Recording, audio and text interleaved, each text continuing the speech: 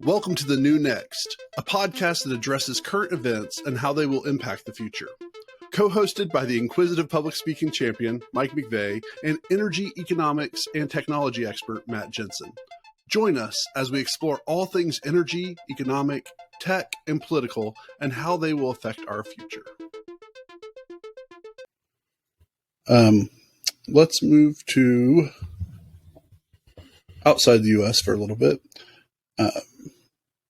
So, if I'm reading this correctly, the EU, the European Union, has now been designated as sustainable for natural gas and nuclear.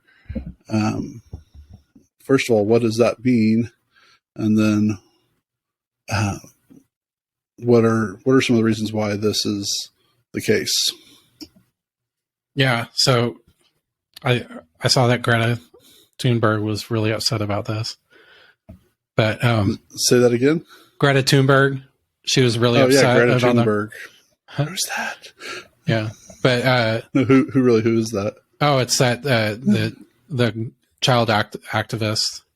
Oh, that everybody's all about. So is that the one that called out Trump, like from Switzerland or something? Yeah, I think she's from like Norway or something. Yeah, well, Nordic country, whatever. Yeah, or Sweden or something like that. So yeah. She had organize a school strike for the climate, and right. Okay. Yeah. Her parents were hired like a film crew to follow her around and stuff. So I do have she's to a good say marketer. You're a very interesting person, Matt, of who you follow and the sources of information that you get. And I mean that in the most like genuine. You are very eclectic on. what you follow, which I'm glad you are who you are on so many different ways. But well, I appreciate her too. Like she's pretty, I'd say, consistent in her beliefs, even though I disagree with a lot of them or how she wants them implemented.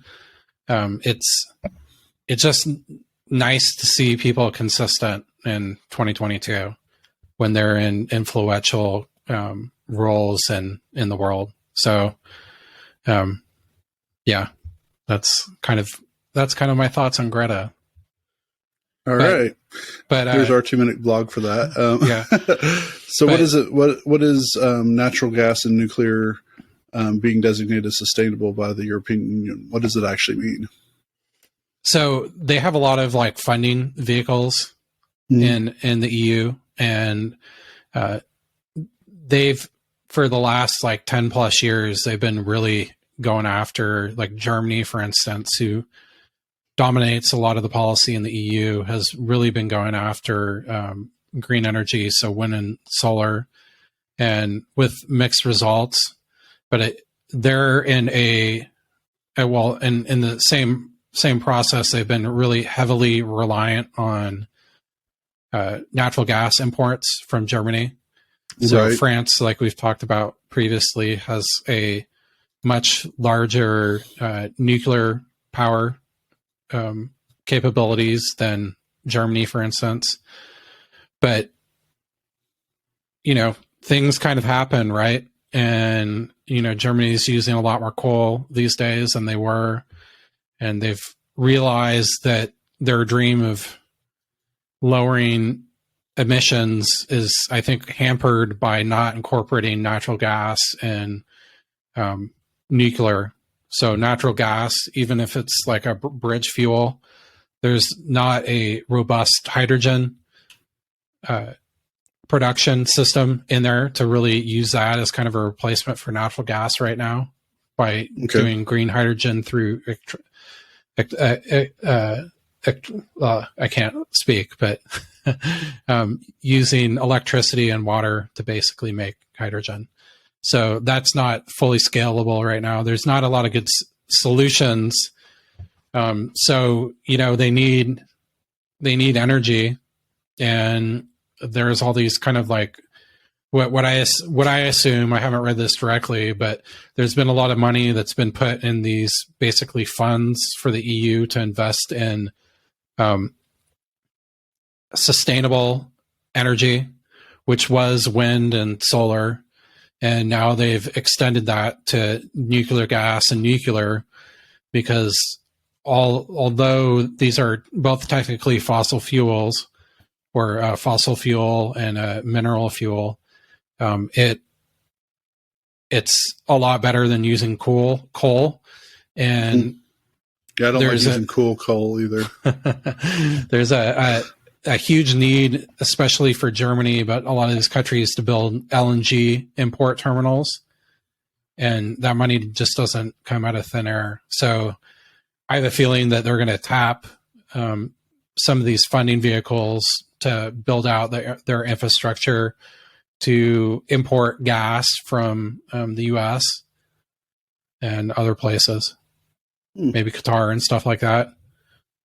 Okay. So I think they've really hit this point where they're worried about keeping social cohesion.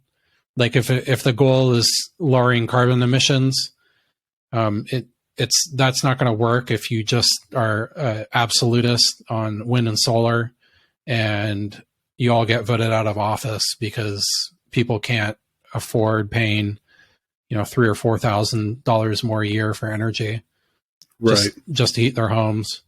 So they've backed it, and I think Germany especially, there's a huge concern about the winter. So usually they're building their storage stocks during the summer. And a lot of this happened last year when the wind didn't blow as much as it usually does. But they're probably going to be in a situation come this winter where they're at a huge deficit of having natural gas supplies to properly heat homes. They've, Germany, for instance, has even started putting together warming stations for the winter. Basically, kind of like we have here with tornado shelters that you can go during a tornado. It's places where people that can't afford their energy bills will go to warm themselves up. Communal places. So it's pretty interesting. I wonder if it's going to spread to the U.S. too. We're going to kind of learn our lessons from this and make, I would say, more of a tempered approach to